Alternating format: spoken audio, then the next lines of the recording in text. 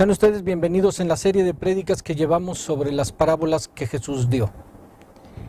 El día de hoy vamos a ver la parábola sobre el hijo pródigo. El hijo pródigo es un nombre que se le ha dado, pues Jesús en ningún momento lo menciona como tal. Sin embargo, un mejor título quizás sería un Padre perdonador. Un Padre perdonador porque Dios es nuestro Padre perdonador. O mejor aún, el gozo de Dios. Aquí vemos que hay en este capítulo 15 de Lucas, del Evangelio de Lucas, nos menciona tres grandes celebraciones, tres grandes fiestas. La primera de ellas es la de un hombre que tenía 100 ovejas y pierde una de ellas. Cuando la encuentra, se goza y se regocija. Este es el gozo de Dios. La segunda nos habla de una mujer que pierde una de sus 10 monedas valiosas. Y cuando la encuentra, se regocija también y llama a sus amigos. Así el Señor, en la tercera prédica, en la tercera parte de esta prédica, el Señor nos menciona al hijo pródigo y nos menciona de un hombre que es encontrado, que había muerto y es vuelto a la vida, que se había perdido y es hallado. Es aquí donde viene el regocijo de Dios. Por eso quizá un mejor título es el gozo de Dios. Ahora vamos a ver que existe, dentro de esta parábola, existen tres personajes. De ellos uno es el padre, otro es el hijo menor y el hijo mayor. Se le da un poco más de énfasis al hijo mayor, al hijo menor. Se le da un poco más de énfasis al hijo menor. Y este énfasis se le da porque el hijo menor llega con el padre a solicitarle su herencia. Pero veamos otros aspectos primero. Veamos que entre las personas que escuchaban a Jesús había pecadores, pero también estaban los escribas y los fariseos. Estos escribas y fariseos los escribas eran los que hacían la ley, los que traducían la ley de Dios, y los fariseos la llevaban a la práctica, eran los que daban en las sinagogas, daban sus prédicas. Estos son legalistas. Aquí el Señor nos muestra cómo ellos creían conocer a Dios. Sin embargo, la enseñanza de Jesús fue mostrarles lo equivocados que estaban, que ellos no conocían a Dios. Ellos creían que por tener la ley en sus manos y por tratar de llevarla, como decía, al pie de la letra, ellos podrían obtener la salvación de Dios. Sin embargo, sabemos que la salvación de nuestro Señor no es por obras, es por misericordia de Dios. Empezaremos por ver con cada uno de estos personajes. Jesús narra tres personajes y los tres son una vergüenza desde el punto de vista de los fariseos. El primero de ellos es el hijo menor. El hijo menor llega hasta su padre y le dice: Padre, dame la parte de mi herencia que me corresponde. Esto es una vergüenza, esto es un deshonor. Los escribas y los fariseos dicen: no puede haber alguien así. No puede existir un hijo con esas características. Sin embargo, el hijo le pide al padre la herencia que le toca. No la pide porque él tiene una mejor idea de cómo hacer rendir más ese dinero o esa herencia. No lo hace con ese fin. Lo hace con el fin de derrochar. Pródigo significa derrochador. Eso es lo que significa pródigo. Por eso este hijo va y le pide al padre, y eso es tanto como decirle: Padre, habrías de morirte para darme tu herencia. ¿Por qué no mueres? Para que yo pueda obtener la parte de los bienes que me corresponden. Los fariseos esperan que en cuanto salgan las palabras del joven: dame la parte de herencia que me toca, los fariseos esperan por lo menos una bofetada del padre. Esperan que quizás lo saque de la casa y lo azote públicamente. por la misma cultura que ellos tienen.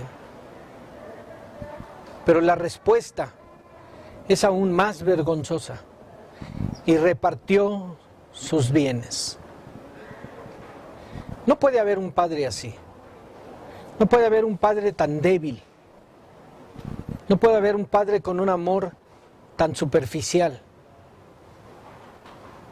Eso es lo que ellos piensan. Sin embargo, Jesús narra estos tres personajes. Y el hijo menor, unos pocos días después, dice Jesús, el hijo menor toma sus bienes y para irse a una tierra lejana, una tierra pagana, idólatra. El hijo se quiere ir para vivir su libre albedrío. Hermanos, no hay nada que sea más esclavizante que el libre albedrío. Hay que dejar el libre albedrío al Señor. Pero Él se va y malgasta todos sus bienes. Y con una sincronización perfecta, Jesús menciona cuando todo lo hubo malgastado. Cuando todo lo hubo malgastado. Todo lo que tenía ya lo había terminado. Vino una gran hambruna sobre esa ciudad.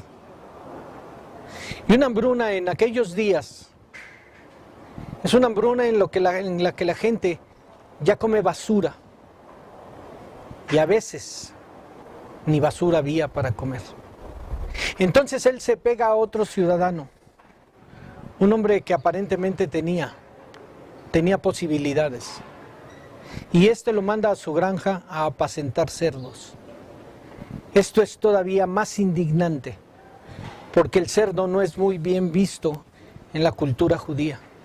Los fariseos dicen, nadie puede estar en una situación tan mala, nadie podría estar en una situación así. Pero él deseaba llenar el estómago de algarrobas, que era lo que comían los cerdos, pero nadie le daba algarrobas. Entonces, este hombre vuelve en sí, por fin hay un momento de cordura. Dice la palabra, y él volvió en sí.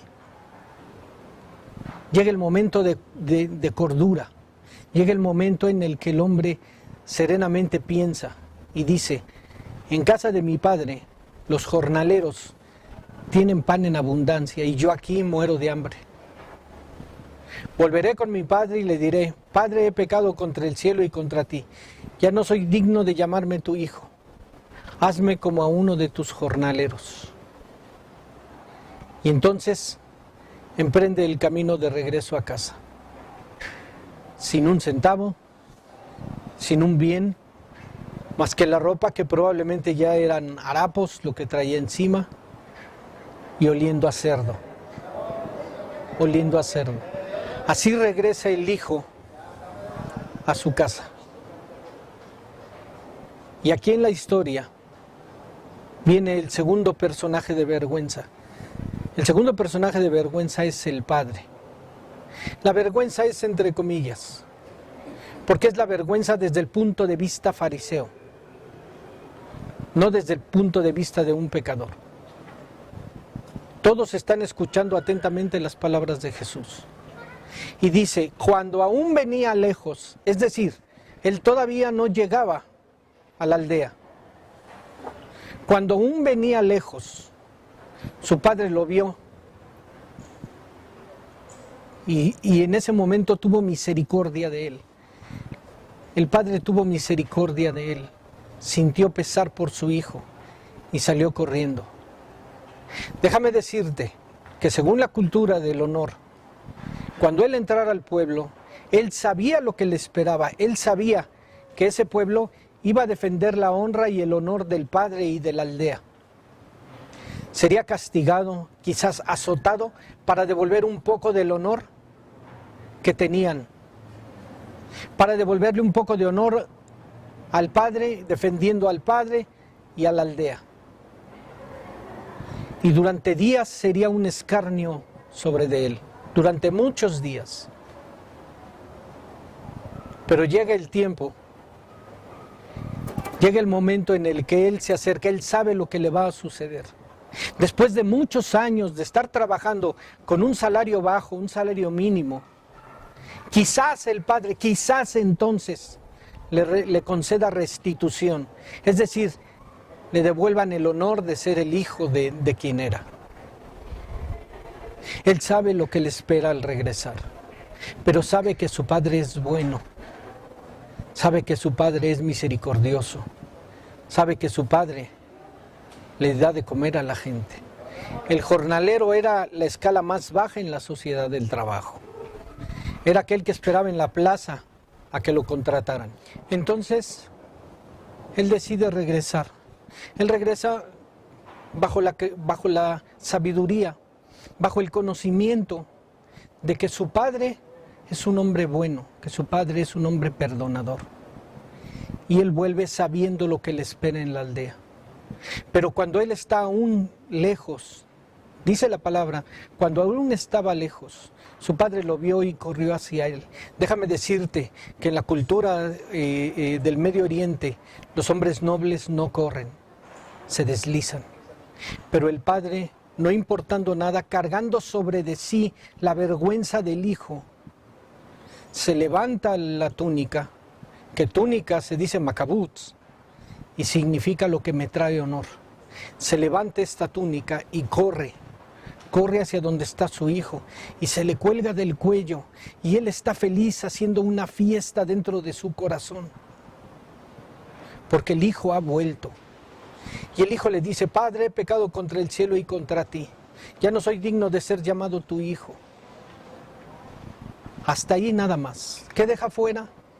Hazme como uno de tus jornaleros. ¿Por qué? Porque él se da cuenta que en ese momento recibió lo que Dios nos da a todos: gracia.